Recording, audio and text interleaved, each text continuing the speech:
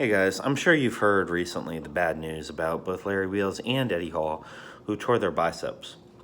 Now, I am not a professional by any means, but I do harp a lot on the point that when you do get injured, you need to see a knowledgeable professional. And there are a lot of reasons for that. Reasons that I think are made very clear in these guys' most two recent YouTube videos. So I really encourage you guys to go check those videos out. I want to break them down and show you exactly what you should be looking for when you do have a serious injury and you need to talk to a doctor about it. First, I'll just give my layman's take on their injuries. Obviously, I am not privy to any special information. All I know is that both guys are basically superhuman. I'm sure they'll be back at it soon. I hope it's as soon as possible. Generally it's better. If you guys don't know, or Larry at least, tore the muscle, the tendon away from the muscle. So it's kind of like a muscle belly tear. And it's the proximal head of the bicep. So it's up here by the shoulder. Usually in strongman, you see a distal tear, which is down here by the elbow. That's where I tore mine, flipping a tire.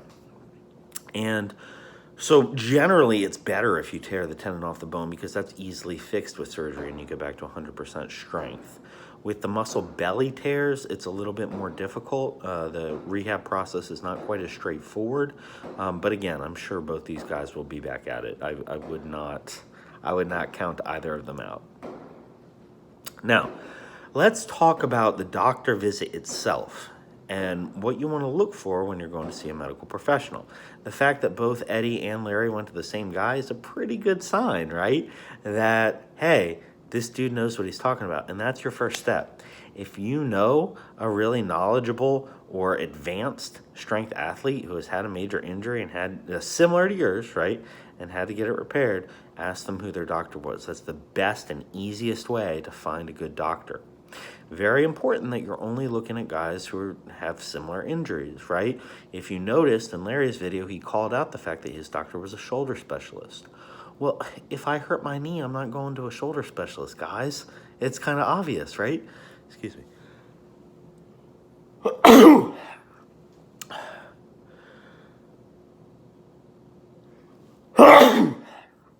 And my sneezes are gaining.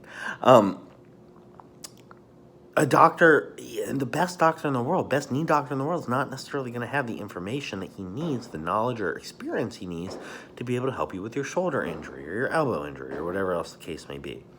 So that's where specialization comes in.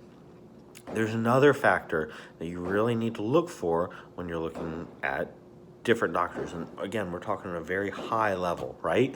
And that is kind of the doctor's philosophy towards strength athletes in general, right? So, for example, when I had some very bad elbow tendonitis, I went to a professional.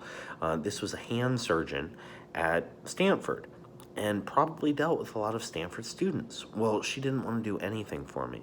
She said that for hand and elbow tendonitis, unless it's crippling, then they'll do surgery. But other than that, they really don't prescribe anything like cortisone because there's no need for it. Well, I'm not a Stanford student. I'm not a student at all anymore. I'm a strength athlete.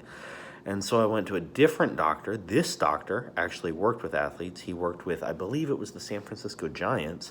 And he was like, I give cortisone injections all the time. These are a great tool for athletes as long as you don't abuse them. And, following his instructions, I was able to cure that tendonitis very quickly. I have had 3 cortisone shots in my life, and I strongly recommend them. I've had one in my shoulder, one on my knee, and one on my elbow. They've every time been a miracle.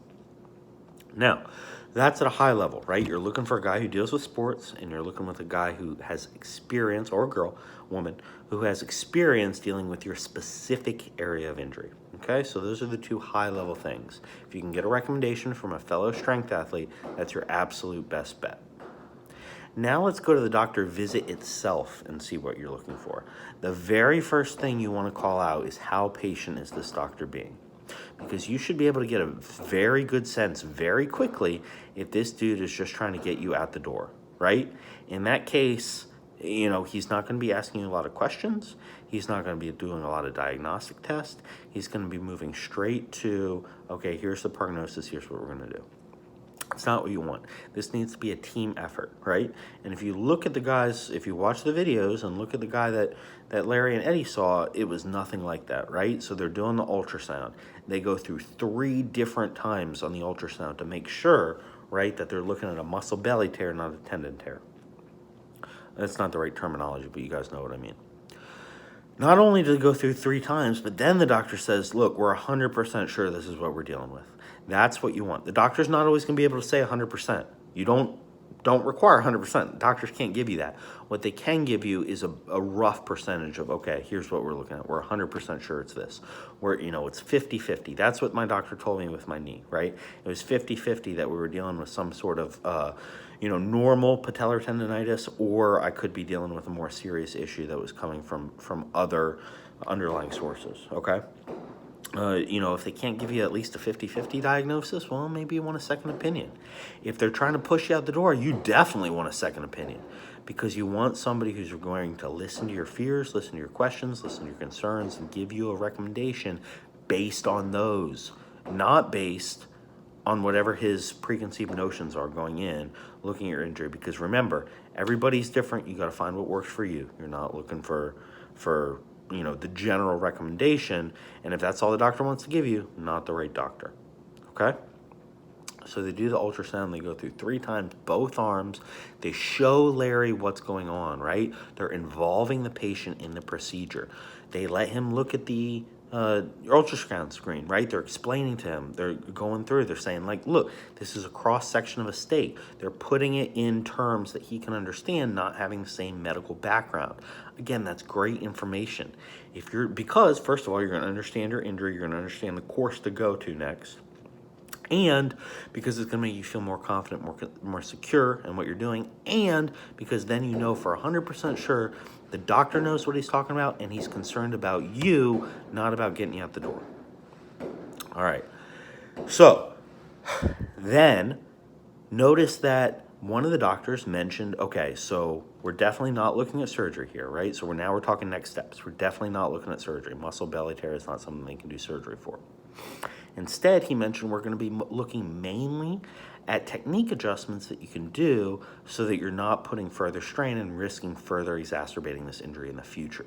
That's a huge, huge sign that this person knows the intricacies of what you're putting your body through, right? They know how important technique is to strongman. If they didn't, they wouldn't be mentioning that stuff. They'd be saying, well, no more tire flips for you, right? When clearly this is a very important part of Larry's life, Larry's career, all this stuff. And so a good doctor is not going to say that to you, right? A good doctor might say, hey, this is going to be a brutal rehab. They're not going to cut corners, but at the same time, they're also not going to lead you down a path that's not right for you.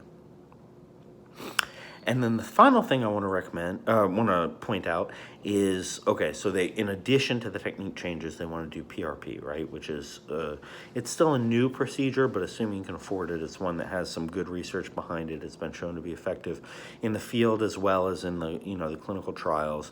And certainly, both Eddie and Larry are going to want to do everything they can to get back to 100% as soon as possible, right? But he still gave him that course of action, right? He explained, okay, here's what the PRP entails. You got to have the 3 injections. They need to be optimally a week or 2 apart.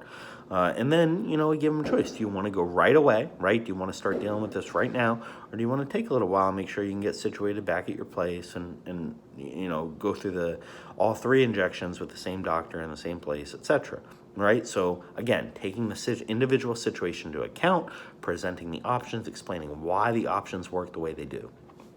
Those are all signs of a fantastic doctor. And if you have a guy like that, you are lucky, because not only can you have them deal with your current situation, but then in the future, if you have an injury with another part of your body, you can probably ask them for a good recommendation. Note that the doctor also asked immediately, right? Does Larry have a physical therapist in Dubai? Larry didn't. He had a great recommendation for him, right? So case in point. These are all hallmarks of an excellent doctor. If you do not have an excellent doctor, it's not good enough. It's not good enough. Okay is not good enough in this situation. There are a lot of situations where I think trying to get the perfect or the best thing possible is just wasting too much effort, and you should go with what's optimal instead. In this case, you got to go all out to find the right person, because you're dealing with your long-term health here, okay? Again, just to recap, You're looking for a sports specialist with area of expertise in your specific area of injury. You're looking for a doctor who's not just shoving you out the door. They're explaining what's going on, why it's happening, what we can do about it. They're giving you options. They're not forcing you into a preconceived notion of what the right course of treatment is. And they're able to recommend things that are specific to your sport, whether it's technique changes, whether it's a physical therapist, whatever the case may be. They're able to do all those things, okay? This applies whether it's an injury, whether it's some type of hormone therapy, whether it's just your general practitioner, all right? This stuff is very important because the truth is, I mean, I'm assuming most of you guys are in the U.S. The U.S. medical system's pretty fucked up, all right? So you got to do what you can to make it work for you. And that's going to be a challenge, but it's an important one if you're going to be a strength athlete. I think that's all I got for today. Obviously, best wishes to Larry and Eddie. I can't wait to see both of them back at it, no matter what they choose to focus on. I do not think this will be a major long-term issue for either of their careers, unless maybe if Larry or Eddie decides to get real serious about bodybuilding, maybe at the pro level that sort of disparity in aesthetics would be an issue. But in my opinion, they're both going to work through it pretty quickly. All right, guys, please leave your comments, questions below. Send good wishes, good thoughts, good vibes to Larry and Eddie. Remember to think strong and train hard, and I will see you next time.